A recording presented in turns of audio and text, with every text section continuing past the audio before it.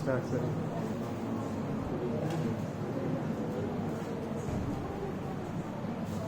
लिखिए question.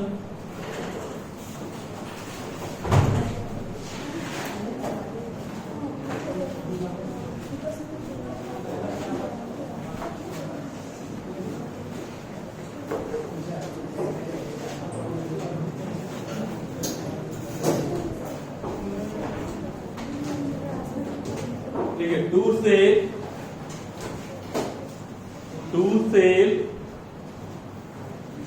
of EMF, two cell of EMF E1 and E2, E1 and E2, E1 and E2, E1 and E2 लिखे। and internal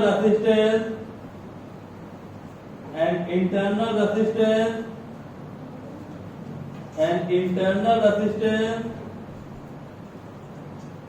R1 and R2, R1 and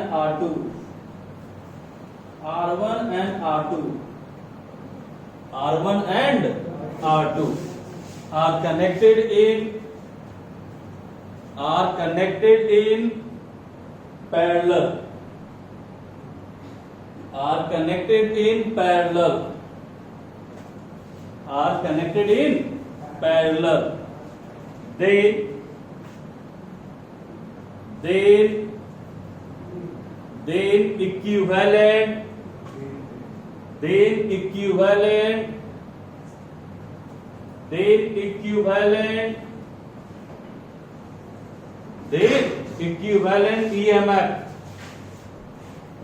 then equivalent EMF will be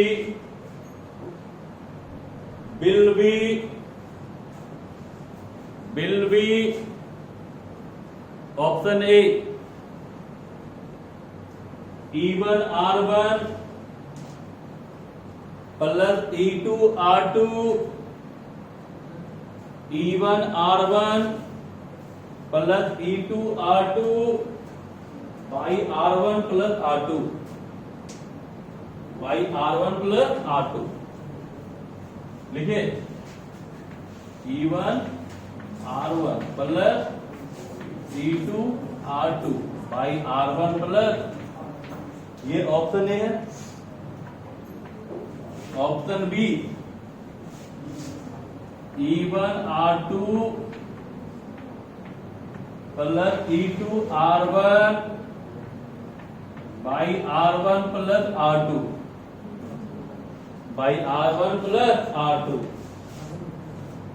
option C E1 plus E2 by 2, E1 plus E2 by 2, and option D none of these, चलिए बनाइए।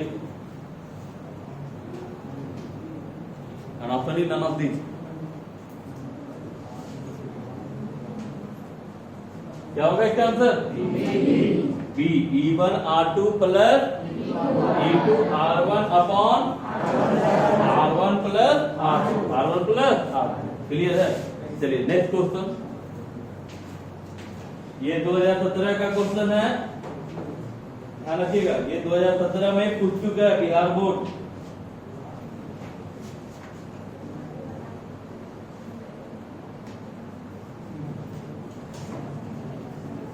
लिखिए next question, in the circuit zone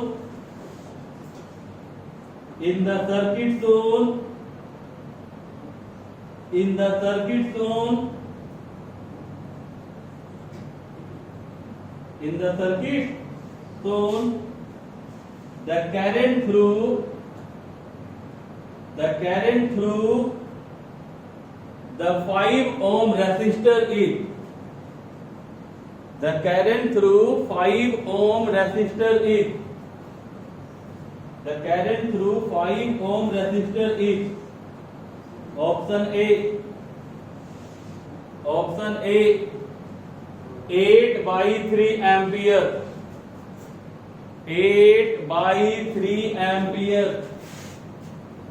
option B 9/3 ampere, 9/3 ampere. लिखिए। Option C 4/13 ampere, 4/13 ampere. And option D 1/3 ampere, 1/3 ampere, 1/3 ampere. बाबू figure दिया हुआ है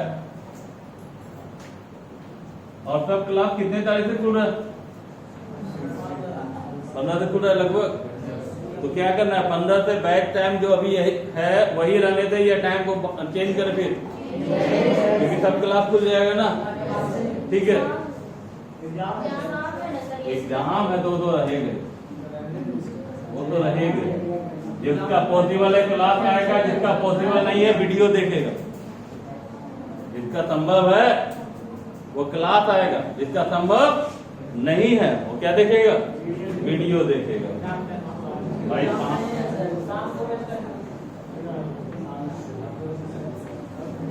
चलिए आवाज नहीं, हम आपसे डिस्कशन करने के लिए नहीं बोले हैं, हम आपसे ये बोल रहे हैं कि क्लास खुल रहा है। मान लेते एग्जाम के बाद क्लास रेगुलर हो जाएगा आपका, ठीक है।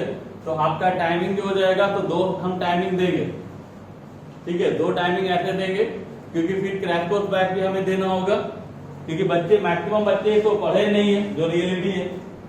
तो क्रैश कोर्स बैच देंगे, ठीक है। तो क्रैश कोर्स बैच यहाँ पे स्टार्ट होगा जिसमें आपको फुल सिलेबस मेंटेन किया जाएगा। पहले क्या पढ़े, मान लेते ऑप्टिक्स उतना दिन पहले पढ़े तो अभी तक तो पूरा गायब हो गया कि ऑप्टिक्स क्या चीज है ना, लेंस क्या है, कैसा दिखता है, ये भी गायब हो गया होगा, ठीक है। तो इसी कारण से आपका वही चलेगा। 2 बैच हम आपको यहाँ पे दे देंगे, 2 बैच यहाँ से जिसको मेन बैच में आके मेंटेन करना, मेन बैच करते रहेंगे। और 2 बैच हम आपको देंगे क्रैश कोर्स टाइप। 2 बैच हम क्रैश कोर्स पे देंगे। जो बच्चा चाहता है कि नहीं पूरा का पूरा सिलेबस हम क्या करें पढ़े, तो उनके लिए हम आपको क्रैश कोर्स बैच दे देंगे। ये E1 है, सॉरी आपको ये 2 वोल्ट 2 ओम, 2 वोल्ट 2 ओम और ये 5 ओम। आपको बताना है कि 5 ओम रेसिस्टर से कितना करंट पास करेगा।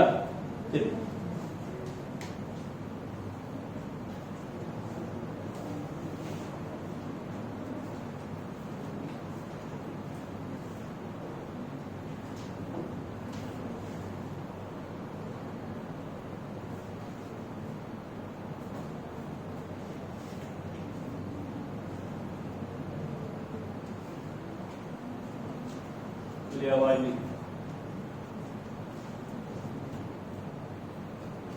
इसको भी गप करते हुए देखेंगे हम, सीधे बाहर कर देंगे।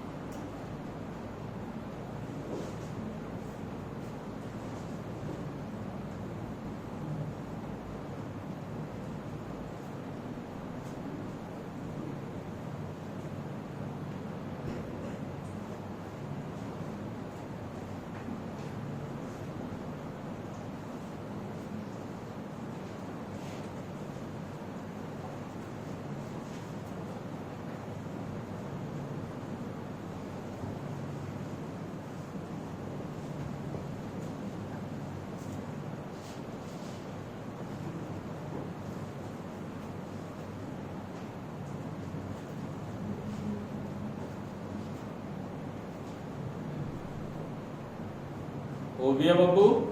भैया कितना सेल दिख रहा है, 2 सेल, दोनों सीरीज में है या पैरेलल में है, पैरेलल में है। तो इसका आपको निकालना कैरेट, तो कैरेंट का फॉर्मूला बताया गया था I equal to E equivalent या E effective by R effective, yes या नो?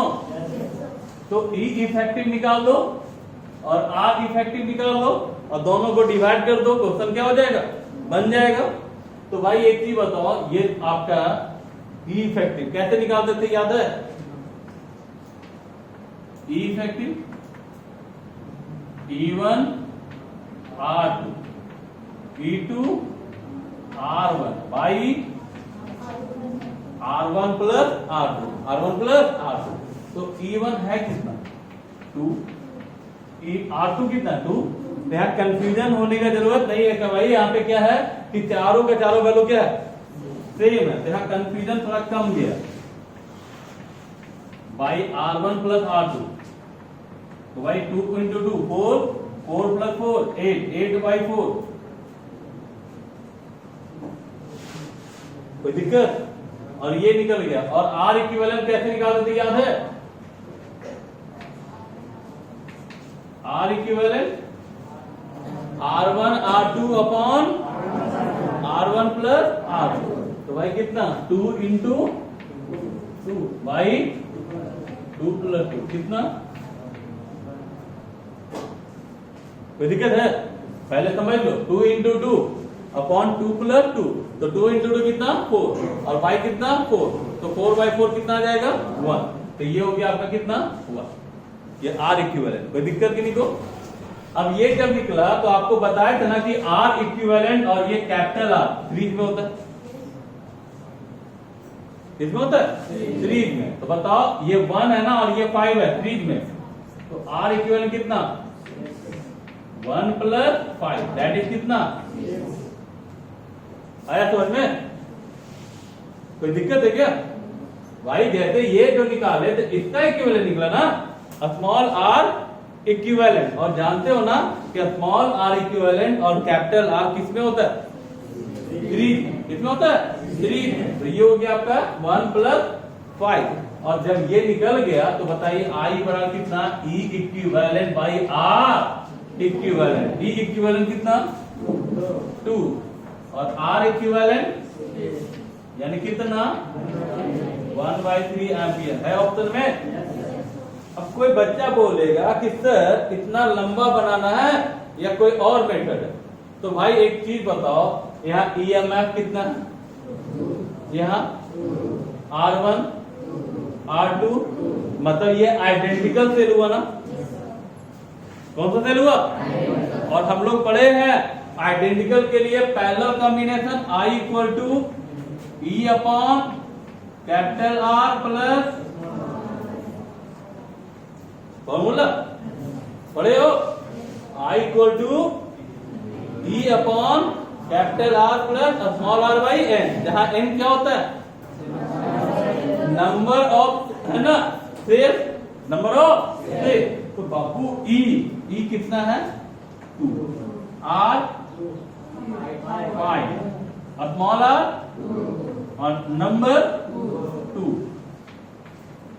तो 2 5 प्लस 1 तो 2/6 दैट इज कितना? 1/6 बन गया। तो ये कब? जब फॉर्मूला हमारा याद है तो डायरेक्ट यहां से भी बना सकते हैं। और एक मेथड ये हो, हमें इसके बताने से क्या फायदा था कि बाबू अगर मान लो यहाँ डाटा चेंज भी रहता तो हम तो इसी से बनाते, नहीं समझे? ये तो ठीक है, इससे बन गया, बहुत आसान हुआ भाई, बहुत कम समय लगा, आसानी से समझ में आ भी गया। लेकिन ये और ये में क्या अंतर कि ये सिर्फ तभी बनेगा जब आइडेंटिकल, जब क्या हो? अगर डिफरेंट दे देगा तो यहां से अपना पाओगे तब कभी नहीं बनेगा। इसी कारण से हम दोनों मेथड अप्लाई किए कि अगर डिफरेंट लेके बनाते हो तब भी बन जाएगा और आइडेंटिकल लेके बनाते हो तब भी बन जाएगा। किसी को आपत्ति? तो ये फर्स्ट और ये सेकंड मेथड जल्दी से नोट कीजिए, फिर आगे बढ़ते।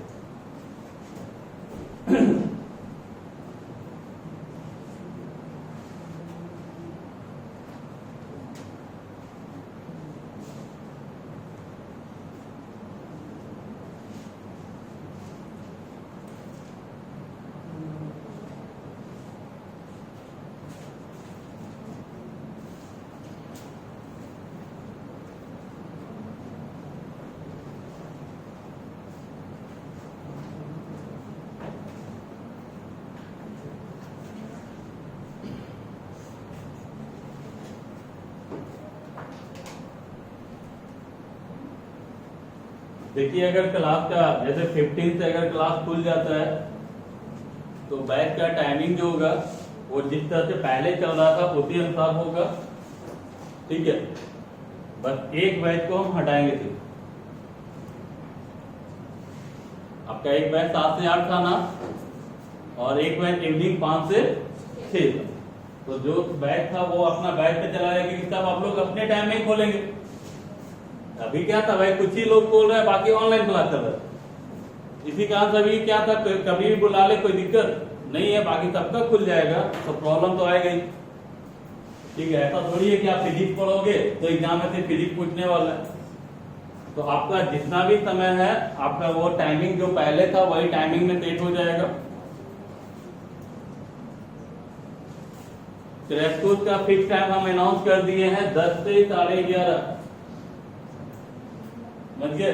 क्रैश कोर्स का बैच जो स्टार्ट होगा वो 10 से 11:30, लेकिन डेट 15 नहीं देके थोड़ा सा बढ़ाएंगे, क्योंकि वो एग्जाम जैसे ही आपका सेंटर एग्जाम समाप्त होगा ना 19 के बाद 19 के लगभग या 20 के लोग करेंगे, क्योंकि इधर भी आप पहले से छूटा हुआ है। और क्रैश कोर्स में 5 दिन का मतलब है कि अगर हम इलेक्ट्रोसाइट स्टार्ट करते हैं तो कूलम्ब लॉ आपका समाप्त हो जाएगा, चार्ज का प्रॉपर्टी समाप्त हो जाएगा, तो फिर तो दिक्कत ही है। तो 4 दिन और वेट कर लेते हैं, कोई दिक्कत नहीं, ठीक है। चलिए आगे बढ़े। नेक्स्ट क्वेश्चन,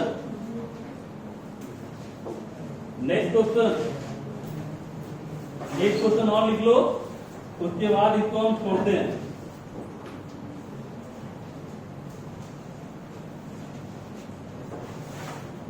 देखो, the n row, the n, a small n row, ROW, कितना रो है, n रो। each मतलब प्रत्येक, each containing m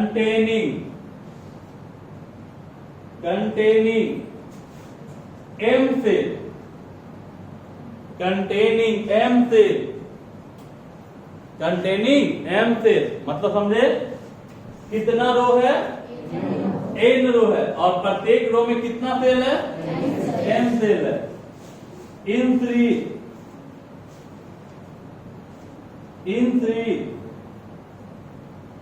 are joined in parallel,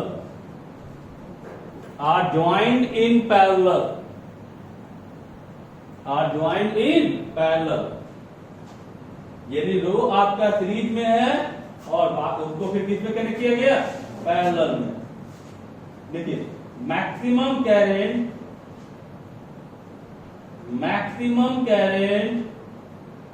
is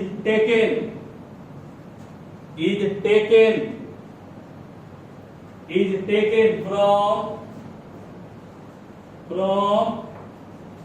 the combination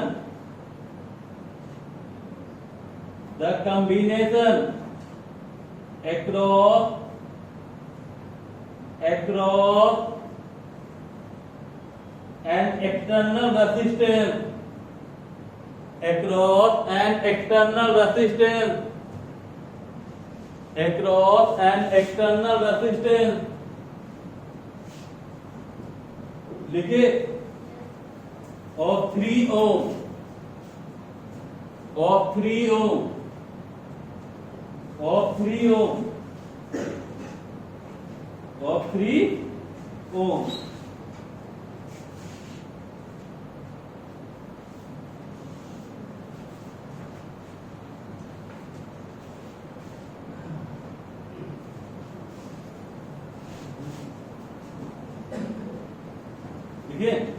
if the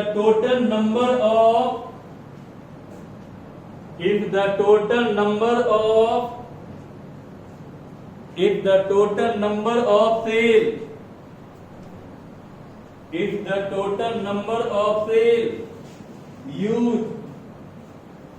used are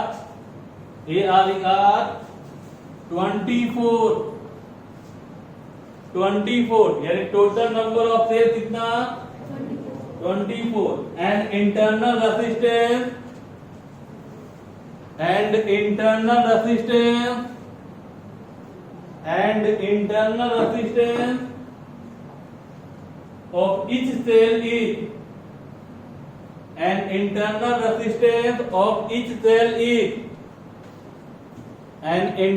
resistance of each cell is 0.5 ohm. 0.5 ohm. Then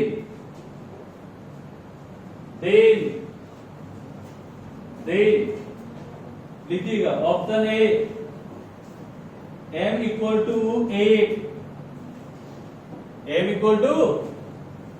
8, comma n equal to 3, 8 के 24 होगा ना। Option B m equal to 6, तो बताइए n कितना 4, n equal to कितना 4। Option C m equal two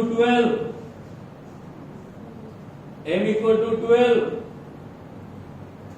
comma तो बताइए n। Option D उल्टा कर दो, m इक्वल टू 2, तो n इक्वल टू 12। बनाइए जल्दी से इसको।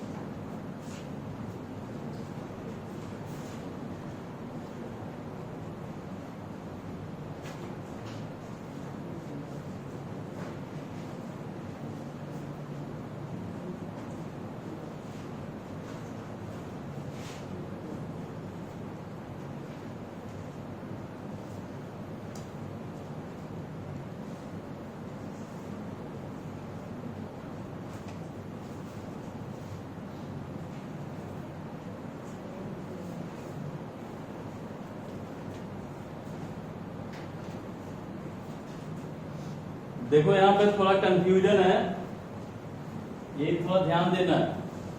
यहाँ क्वेश्चन में कह क्या रहा है कि n रो है, यानी ब्रांचों की संख्या कितना है n है। हम लोग कितना माने थे m, है ना। और एक रो में कितना सेल है m सेल है।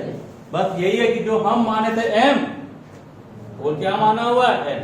तो क्या दिक्कत है, जैसे यहाँ पे हम लोग जिसको n माने थे, तो n का फॉर्मूला कितना आया था,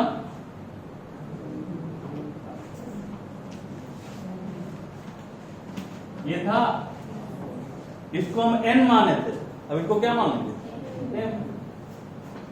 ये ना अंतर है। अंतर क्या है, हम लोग में जो कल पढ़ाया गया था थ्योरी, उसमें क्या बताया गया था कि एक रो में कितना सेल है n, और वैसा कितना रो है m। यानी नंबर ऑफ रो जो है वो हम लोग m माने थे, और एक रो में नंबर ऑफ सेल कितना था स्मॉल m। यहाँ उल्टा माना है, तो क्या दिक्कत है, जहां m का फॉर्मूला था वो n का हो जाएगा, जो n का था वो m का।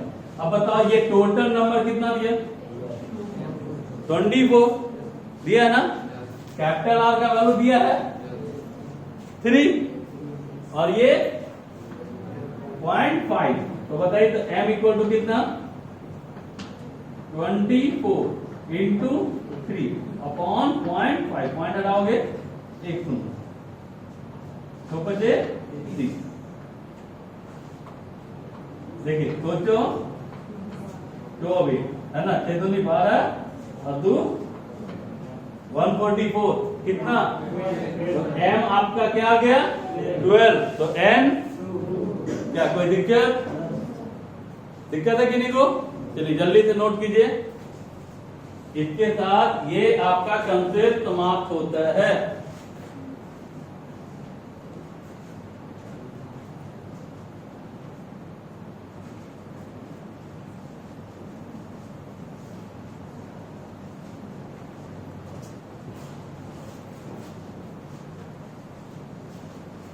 और आप लोग नोट बना रहे हो ना, क्योंकि आपको लिखने का समय नहीं दे रहे, तो आपको घर पे जाके करना है।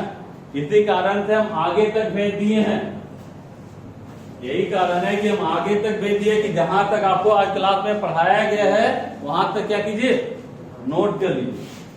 ठीक है, न्यूमेरिकल में भी समय बचाएंगे, न्यूमेरिकल में भी समय बचाएंगे। जो लिखने का समय जाता है क्वेश्चन लिखने में, उसका समय क्या करेंगे हम लोग, बचाएंगे। क्योंकि जितना देर में हम क्वेश्चन लिखाते हैं उतना देर में क्वेश्चन बन जाएगा। तो हमारा अभी ये 3 क्वेश्चन हुआ, तो अभी कितना क्वेश्चन होना चाहिए था, 6 क्वेश्चन। समय बचाने का मतलब है। ठीक है, चलिए अब आते हैं colour code of resistance. Colour code of यानी करंट का एक पार्ट आज समाप्त हो रहा है। करंट का एक पार्ट हमारा क्या हो रहा है, समाप्त हो रहा है। Colour code of resistance, colour code of resistance, बाबू ध्यान देना।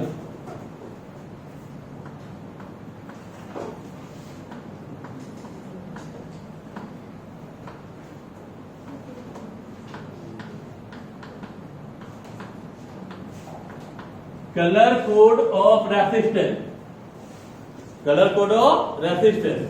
बाबू यहां कहता क्या, यहां से क्वेश्चन 2 तरीके से आता है, या तो ऑब्जेक्टिव में आएगा या तो 2 नंबर का क्वेश्चन आएगा न्यूमेरिकल। ठीक है, तो पहले ये जान लो कि सर इसमें आता किस टाइप का क्वेश्चन है और हम कैसे बनाएंगे। तो क्या देगा ना कि मान लो ये सिलिंड्रिकल शेप दे देगा, बेलनाकार क्वेश्चन का, और इसमें 4 कलर किया हुआ रहेगा, रिंग का 4 कलर का रिंग होगा। और इससे आपको वैल्यू पूछेगा कि बताओ ये कितना वैल्यू को दिखा रहा है, यानी रेसिस्टेंस का मान कितना होगा। इसी कारण से इसका नाम क्या है, कलर कोड ऑफ, यानी कलर से पहचानना है कि इसका रेसिस्टेंस का वैल्यू कितना हो, रेसिस्टेंस का वैल्यू कितना होगा। तो इसका तरीका क्या हो गया, 2। पहला कलर देगा तो वैल्यू पूछेगा, कलर देगा तो वैल्यू पूछेगा, और दूसरा वैल्यू देगा तो कलर पूछेगा। समझ में आ रहा है? और ये कहां आता है, तो आप लोग का ऑब्जेक्टिव में और सब्जेक्टिव में, बिहार बोर्ड हो चाहे सीबीएसई बोर्ड, दोनों बोर्ड एग्जाम में आता है। ठीक है, तो भाई ध्यान देना, colour code of resistance, colour code of resistance. तो इसमें क्या है बाबू, एक छोटा सा ट्रिक है। हम भी टेबल उसी से बनाते हैं।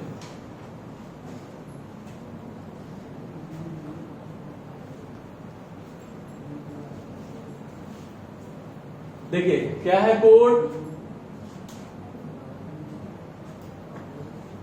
बीबी Roy, clear, BB Roy, Great Britain, very good bite, bearing gold,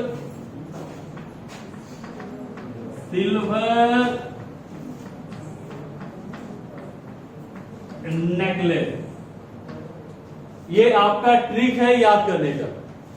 बीबी Roy, Great Britain, very good bite, bearing gold silver necklace. ये आसान है याद करना, लेकिन इसको टेबल बना करके हम जो देंगे वो आपको याद करना हार्ड हो जाएगा।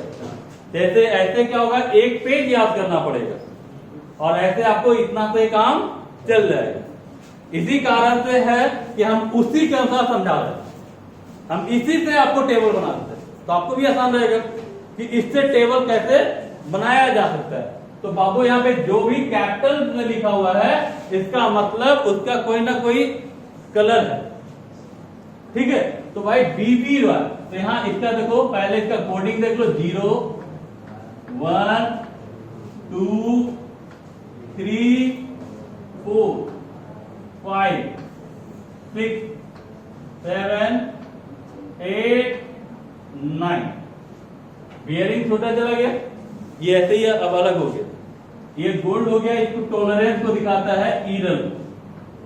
इसका वैल्यू ±5%, इसका ±10% और इसका ±20% माना गया।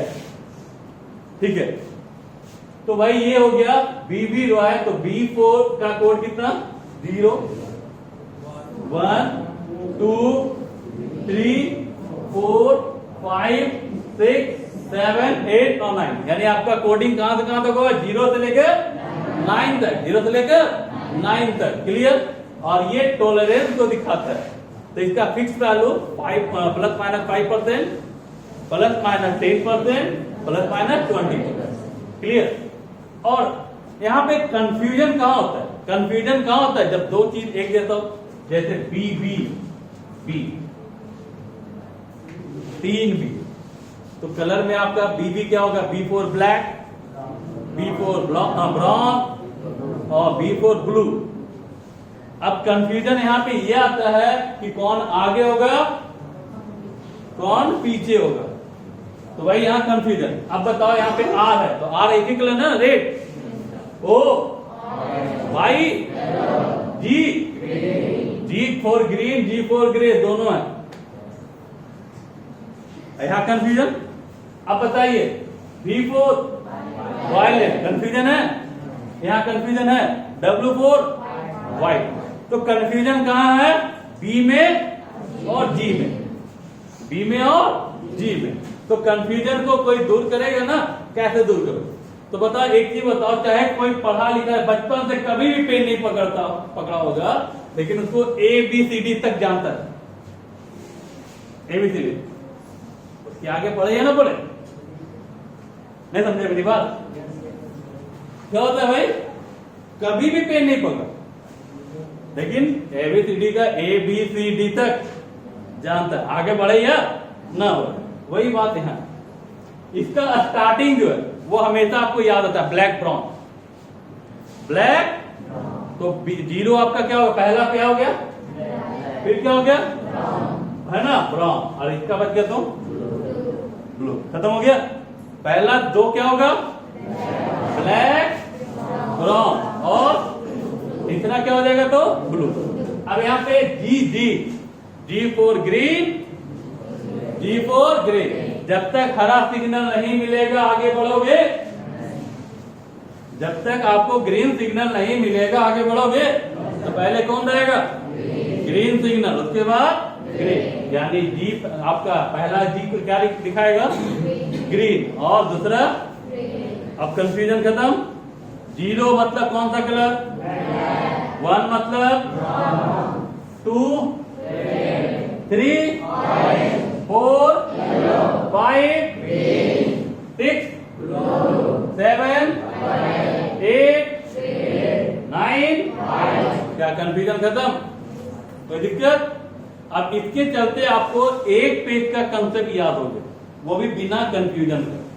अब यहां से हम लोग क्या करते हैं, सबका कलर देते हैं और इसका कोडिंग देते हैं। ठीक है, तो भाई यहां ध्यान रखना,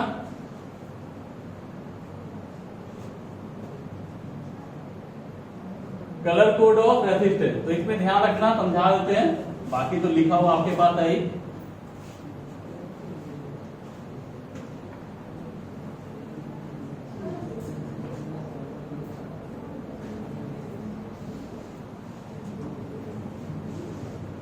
ध्यान देना बाबू, आवाज नहीं, बार बार हम बोल रहे, सीधे जो आवाज करेगा सीधे क्लास से बाहर कर देंगे। यहाँ पे करना क्या है, तो भाई यहाँ पे आपका कितना कलर हो गया, 3 ना, 0 से स्टार्ट हुआ तो 3 कलर हुआ, तो B4 black, B4 brown, R4, अच्छा आप बताते जाओ, हम लिखते जाते, क्या लिखा उसके बाद,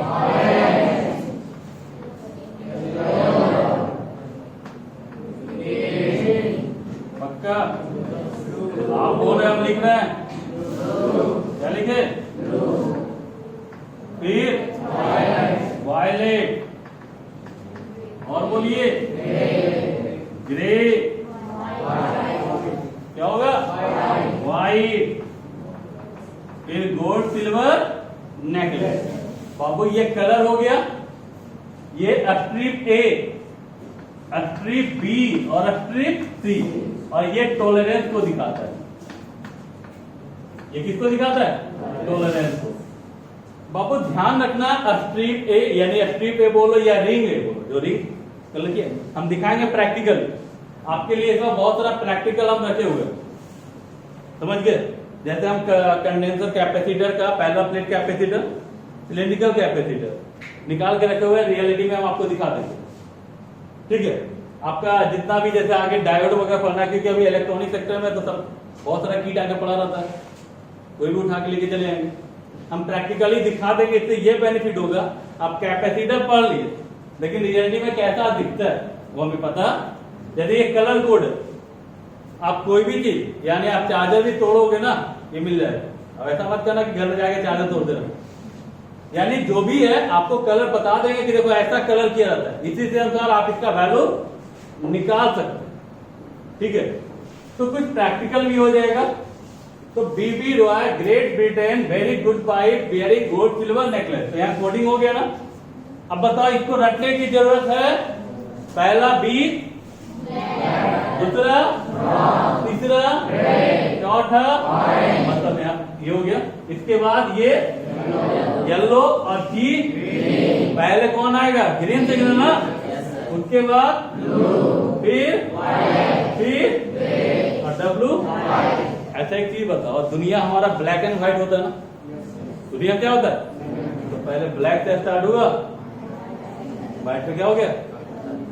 बीच में कितना भी कलर आ जाए, लेकिन दुनिया क्या होता है? ब्लैक एंड व्हाइट है। यानी ब्लैक से स्टार्ट हुआ और व्हाइट पर नहीं होता है। बच्चा जन्म लिया तो भाई काला टीका लगा, नजर ना लगे, और ऊपर गया तो सफेद, ऊपर गया तो क्या होता है? सफेद कपड़ा। तो दुनिया भी तो ब्लैक एंड व्हाइट है, तो दुनिया में आता है तो भाई किसी का नजर ना लगे, और जाता है तो व्हाइट कपड़ा लेकर। ठीक है, तो वही बात यहाँ भी है। तो दुनिया ब्लैक एंड व्हाइट है, तो भाई ब्लैक से स्टार्ट होगा और व्हाइट पे जाके क्या होगा? समाप्त होगा। चलिए यहाँ पे देखो करना क्या है, ए बी सी, तो ए और बी सेम होता है। ठीक है, यहाँ पे जी ब्लैक का कोड क्या है?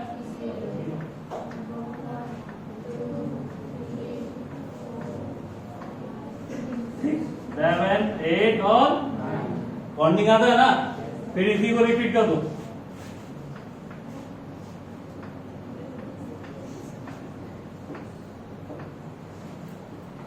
कर दिए? यानी पहला दो रिंग है ना, सिग्निफिकेंट डिजिट दिखाता है, नंबर। तीसरा रिंग जो होता है, तीसरा कलर, वो दिखाता है डेसिमल मल्टीप्लाई, 10 पर पावर। क्या दिखाता है? 10 पर पावर। मतलब क्या? 0 है ना, 1 है ना, 2 है ना, 9 है ना, कर लोगे? कोई दिक्कत? तो बताओ इसमें दिक्कत किन्हीं को? रही बात टॉलरेंस। ठीक है, तो टॉलरेंस यहाँ पे गोल्ड के लिए कितना बताए थे हम? Plus minus 5%। इसका नेकलेस मतलब नो कलर, नेकलेस मतलब नो कलर। ठीक है, यानी कोई कलर ना हो तो वहां पे प्लस माइनस 20 पर। मेरी बात समझ में आ रही है? ठीक है, तो ये टेबल है। अगर आप इसको ईमानदारी से बताना कि अगर हम ये पे ज्यादा फोकस नहीं करते तो इसको याद करना मुश्किल था। आप ऐसे सिस्टमैटिक याद करोगे? संभव है नहीं। तो भाई ट्रिक पहले देख लिए, हम ट्रिक से ही टेबल को क्या कर लिए? अरेंज। अब एग्जाम में एक क्वेश्चन आएगा तो क्या कीजिएगा? पहले ट्रिक से टेबल तैयार किया फिर क्वेश्चन बनाइएगा? नहीं ना, आप यहीं से नहीं बन जाएगा, ये ट्रिक लिखना पड़ेगा, नहीं तो कंफ्यूज हो जाओगे। ठीक है, तो ये ट्रिक साइड में कहीं पे लिख दिए पीछे, और यहां से कोडिंग निकाल लिए सबका। भाई आपका ब्लैक का कोड कितना होता है? 0। येलो का कोड कितना होता है? 4 है ना। वायलेट का कितना होता है? 7। निकाल लिए। जैसा रहेगा वैसा वैल्यू क्या करेंगे? पुट करो। यहां तक किन्हीं को डॉट है किन्हीं को? तो यहाँ पे कंफ्यूजन कहां होता था? तो 3 बी है और 2 जी है। तो B4 ब्लैक, B4 और तीसरा बी ब्लू, पहला जी ग्रीन, दूसरा तो हो जाएगा। अब आपके माइंड में क्वेश्चन उठ रहा होगा सर कि एग्जाम में कैसे पूछे, एग्जाम में आता है। यहां तक कभी कभी ये क्वेश्चन कंपटीशन में भी पूछते, लेकिन कभी कभी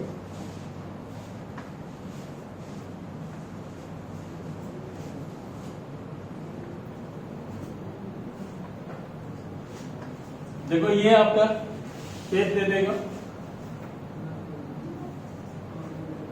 भाई, ये कलरफुल दिख रहा है आप लोग को, नहीं दिख रहा है?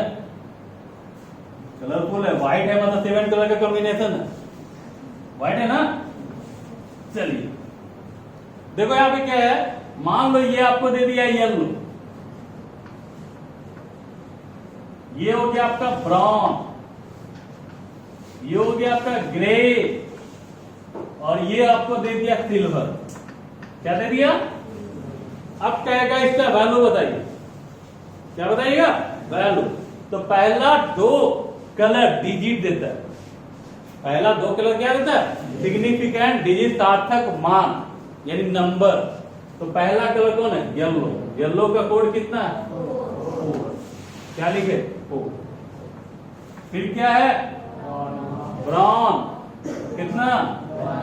1। फिर grey 8 into 10 to the power 8, clear? Into 10 to the power 8। फिर बताओ सिल्वर, सिल्वर आपका क्या है? 10, तो प्लस माइनस 10, ये हो गया आपका वैल्यू। मेरी बात समझ में आ रही है? पहला 2 कलर सिग्निफिकेंट डिजिट, तीसरा कलर डेसिमल मल्टीप्लायर यानी 10 का पावर, ठीक है, और चौथा क्या होता है? टॉलरेंस। तो एक क्वेश्चन लेते हैं, आप बनाओ। तो मान लो रफ क्वेश्चन है, आप ऐसे ही बना सकते हो।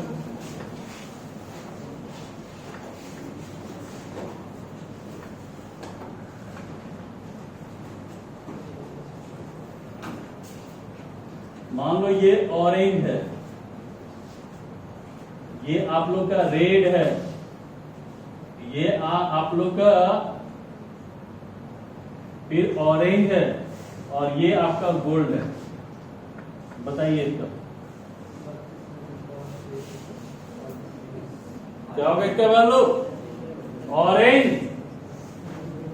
3, red 2 into 10 to the power 3 plus minus 5%, plus minus 5%। आए समझ में? अब बताओ, अगर ये वैल्यू दे देगा, मान लेते हैं आपको क्या दिया कि बताइए 65 इन ऐसे कर देगा 65 किलो ओम प्लस माइनस 10%, ऐसे लिखा जाएगा। पूछेगा कौन कौन कलर यूज किया गया, right the sequence of colour. आपको कलर का सीक्वेंस बताना, कौन कौन कलर यूज किया है। तो 6 आपका ब्लू, 5 क्या होगा? ग्रीन। किलो मतलब 10 का पावर 3, किलो का मतलब 10 का पावर 3 यानी 3 ऑरेंज और सिल्वर। क्या किन्हीं को दिक्कत आया समझ में? क्लियर है? तो भाई ये क्या था? Colour code of resistance, colour code of resistance, ठीक है। इसके बाद आपको क्या फिर आता है? किरचॉफ लॉ, बहुत ही इंपॉर्टेंट।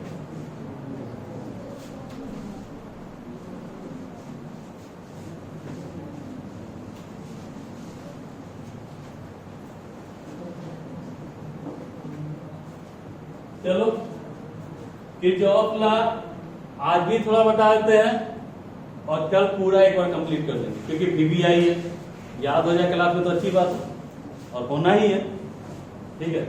तब मजा आ रहा है आप लोगों को ऑफलाइन पढ़ने में या ऑनलाइन? ऑनलाइन कर दे, ठीक है। अब जिसको ऑनलाइन पढ़ना पढ़ सकते, कोई दिक्कत नहीं है। हमारे लिए 10 से 15 पेज होना चाहिए, बाकी घर में बैठ के पढ़ो, कोई दिक्कत नहीं है।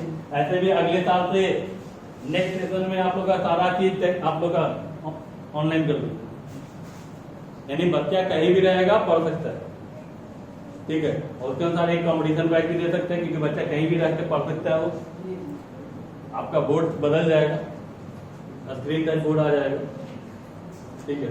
तो वो चेंज हुआ लेकिन आपके जाने के बाद, ठीक है। तो अब करना ही है तो थोड़ा सा नए जमाने में घुसना है, क्योंकि उसमें तक जियो फाइबर भी आ जाएगा। जियो फाइबर यहाँ धनेश्वर घाट दिसंबर तक में आ जाएगा, ठीक है। तो एक वो कनेक्शन हो जाएगा, एक जनरल कनेक्शन, 2 कनेक्शन है। कभी मान लेते एक का लिंक फेल भी रहा तो दूसरे से कनेक्ट कर लेंगे, ठीक ना होगा। बाकी सारा सेटअप है, कैमरा वगैरह का, लेकिन उतना टेंशन कौन लेता है कैमरा लेके लगा के रखें, वो उतना टेंशन नहीं है। हाँ, जब सेटअप करेंगे तो पूरा बढ़िया से करेंगे, जब पूरा बढ़िया से उतरना है तो बढ़िया से उतरेंगे, ठीक है। तो उतरेंगे उस पर भी। अभी क्या हुआ, अटेंडम था, मार्केट भी क्लोज था, और इतना उम्मीद नहीं था कि इतना लंबा ले जाएगा। पहला लॉकडाउन तो मस्ती किया, चलो 1 महीना जिंदगी में छुट्टी मिला, ये ना हुआ। 10 साल से पढ़ा रहे हैं भाई, 1 महीना का जिंदगी में क्या हुआ, छुट्टी मिला है कंप्लीट, बिना टेंशन का। सब लोग 1 महीना फुल एंजॉय किया, देखते हुए सब दिन पार्टी होता था, यही होता था। लेकिन जैसे जैसे डेट बढ़ते गया टेंशन बढ़ाते। अगर 1 महीने का रहता तो बहुत अच्छा था, और होना भी चाहिए। नहीं, लाइफ में 1 महीने का ब्रेक होना चाहिए जिंदगी में। आदमी तो क्या होता है, अब हम ही टीचिंग सेक्टर में है, तो बिना टेंशन का, ना कोई बिजनेस का टेंशन। पूरा मार्केट बना तो हम बंद किए थे, क्या दिक्कत कहाँ पे होता है, दूसरे का मार्केट चल रहा है और अपना मार्केट बंद है, तो तकलीफ होता है सब लोग। तो 1 महीना तो चलो मस्ती कटा, लेकिन उसके बाद हमेशा टेंशन बना रहा। चलिए, किरचॉफ लॉ, बाबू किरचॉफ लॉ का यूज जो करते हैं ना, कॉम्प्लिकेटेड सर्किट को सॉल्व करने में करते हैं। यानी जो सर्किट कॉम्प्लिकेटेड है, हार्ड है, सीरीज पैरेलल वाला रेजिस्टेंस का, जो आसानी से नहीं दिख रहा है कि सीरीज में या पैरेलल में, उसको अगर सॉल्व करना हो तो हम लोग किसका यूज करते हैं, किरचॉफ का।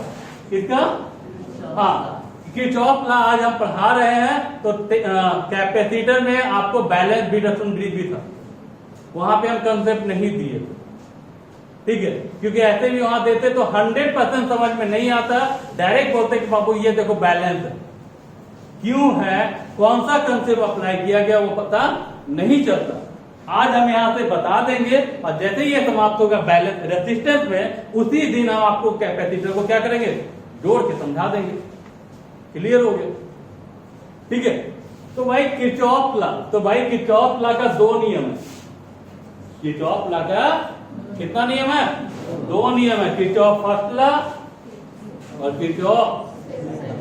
पहला क्वेश्चन बोर्ड का है ना, right Kirchhoff law, right Kirchhoff law, Kirchhoff के नियमों को लिखे। 2 नंबर, कितना नंबर, 2 नंबर, पहला क्वेश्चन बोर्ड का बीबीआई में। राइट किरचॉफ लॉ, किरचॉफ के नियमों को लिखे। दूसरा long question, right Kirchhoff law, right Kirchhoff law, find the condition, find the condition for balance Wheatstone bridge, balance Wheatstone bridge. यानी किरचॉफ के नियमों को लिखे तथा बैलेंस व्हीटस्टोन यानी संतुलित व्हीटस्टोन ब्रिज का शर्त को प्राप्त करे, शर्त को प्राप्त करे, यानी इसका कंडीशन प्राप्त करना है आपको, ठीक है। एक ये हो गया, 5 मार्क्स में आता है, 5 नंबर में। और तीसरा आपका ऑब्जेक्टिव जो पूछ चुका है, और फिर न्यूमेरिकल आता है। यानी ये एक ऐसा पॉइंट है जहां से आपको 5 नंबर में भी आता है, 2 नंबर में भी आता है, ऑब्जेक्टिव में भी आता है, और न्यूमेरिकल में भी आता है। 2 नंबर में थ्योरी में और 2 नंबर न्यूमेरिकल में भी आता है। यानी ये सभी तरह का क्वेश्चन यहाँ से मिलेगा बोर्ड, ठीक है। तो भाई किरचॉफ लॉ, तो किरचॉफ का 2 नियम है, किरचॉफ फर्स्ट लॉ और Kirchhoff second law. Kirchhoff first law को हम लोग नाम देते हैं Kirchhoff junction law, Kirchhoff junction law, junction का नियम, किरचॉफ का जंक्शन नियम। या इसको तीसरा नाम है कैरेंट लॉ। कौन सा लॉ, कैरेंट लॉ।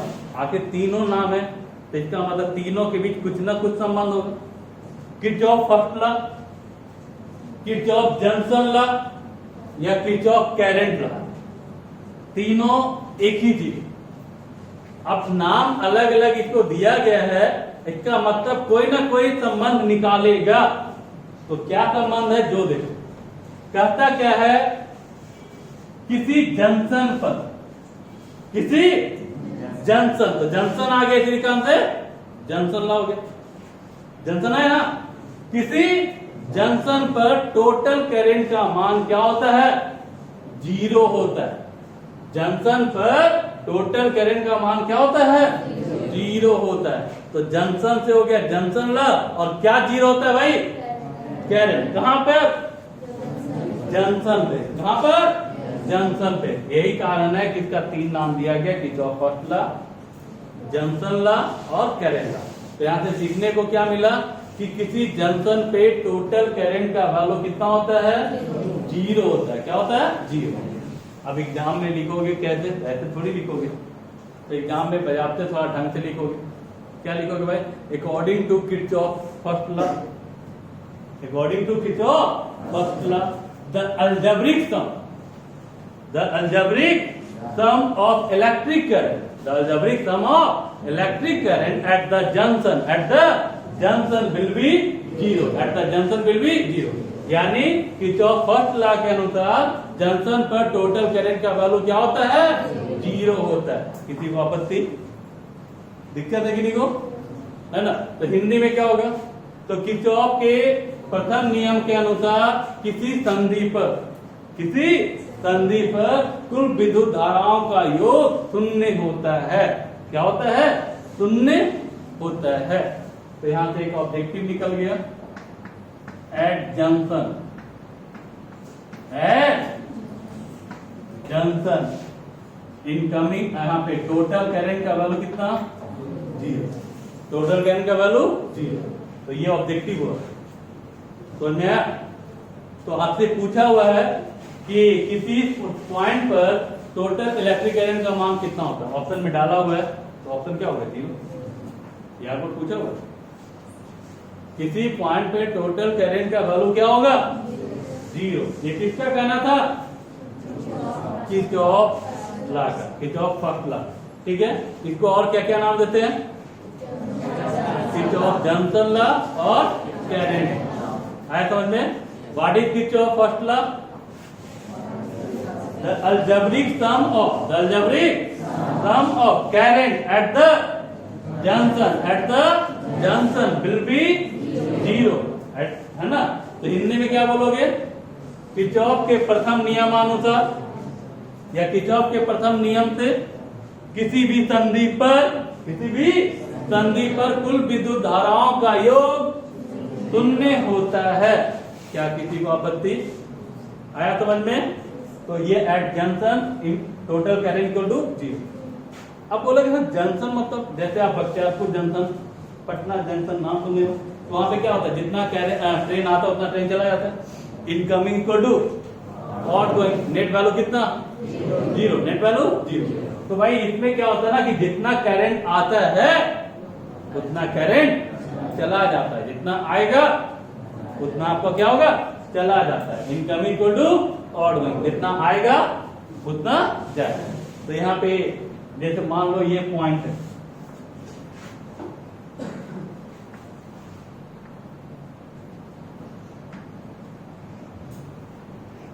ये आपका पॉइंट हुआ ना जंक्शन, करंट आ रहा है I1, I2, I3,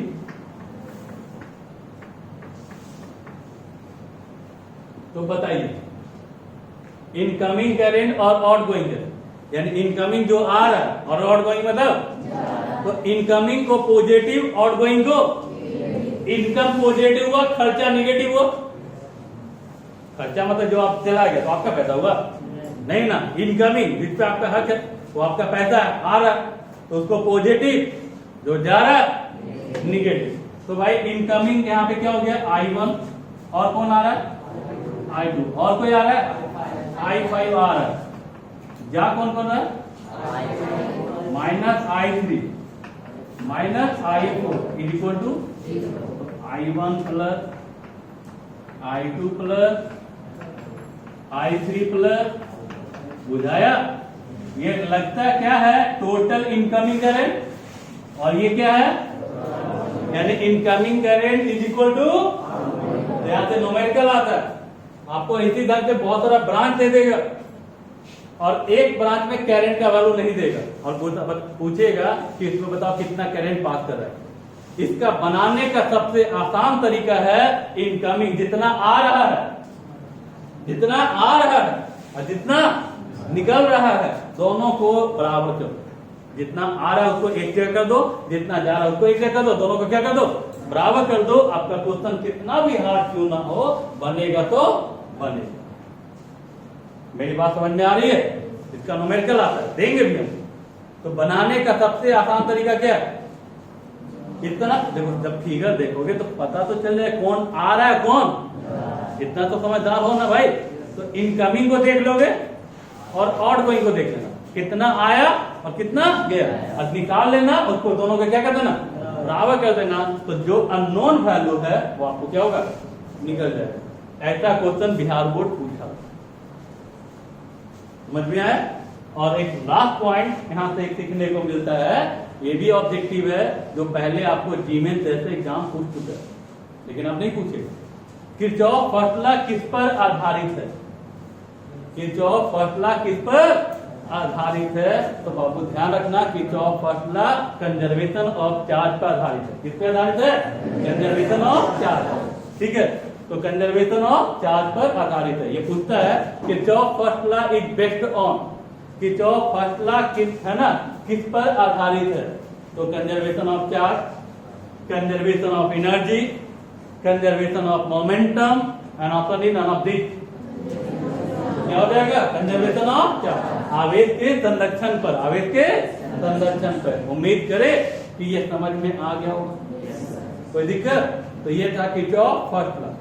Kirchhoff second law ऐसे समझा देते हैं, लेकिन उसके लिए हमको थोड़ा एक्स्ट्रा मेहनत करना होगा, क्योंकि वो लूप लॉ है। किरचॉफ सेकेंड लॉ का कहना है कि किसी भी लूप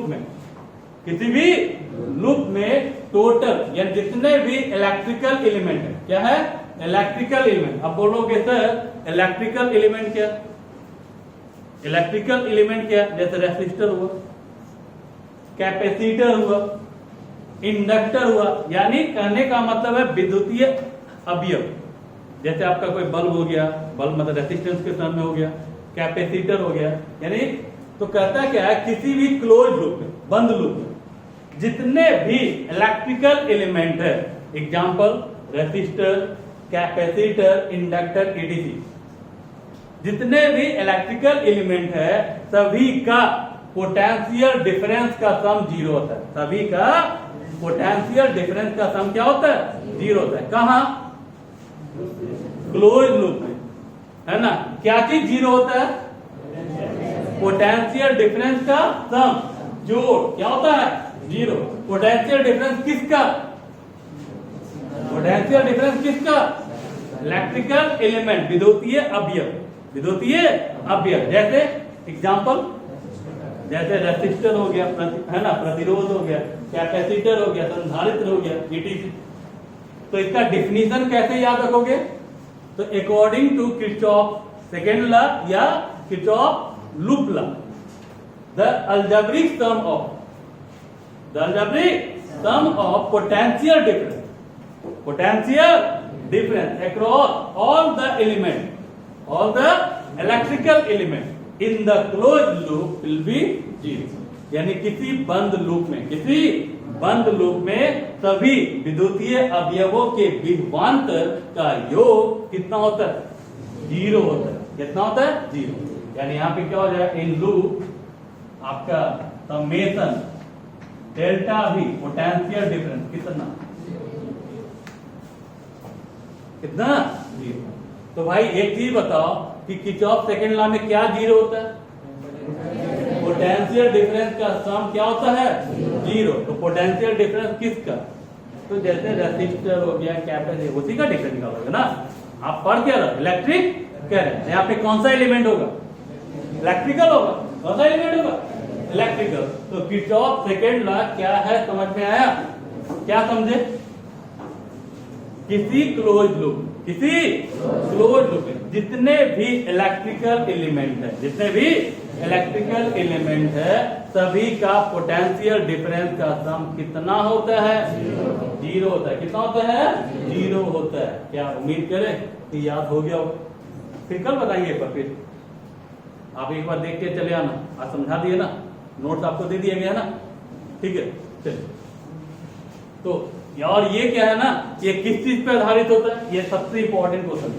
किरचॉफ सेकेंड लॉ जो आधारित होता है वो कंजर्वेशन ऑफ एनर्जी पर। किस पर? कंजर्वेशन ऑफ एनर्जी पर। किसी को आपत्ति? किरचॉफ सेकेंड लॉ किस पर आधारित होता है? Conservation of energy. किसी को आपत्ति? तो Kirchhoff first law conservation of क्या? Kirchhoff second law conservation of energy, है ना। किरचॉफ फर्स्ट लॉ में आपका क्या 0 होता है? करंट। क्या 0 होता है? कहां पर? जंक्शन पर। और किरचॉफ सेकेंड लॉ में पोटेंशियल डिफरेंस किसका? इलेक्ट्रिकल एलिमेंट का। क्लियर है? चलिए, कोई दिक्कत की नहीं को? चलिए इसको बंद कीजिए। चलिए छोटी आप सबसे पीछे आप ये बताइए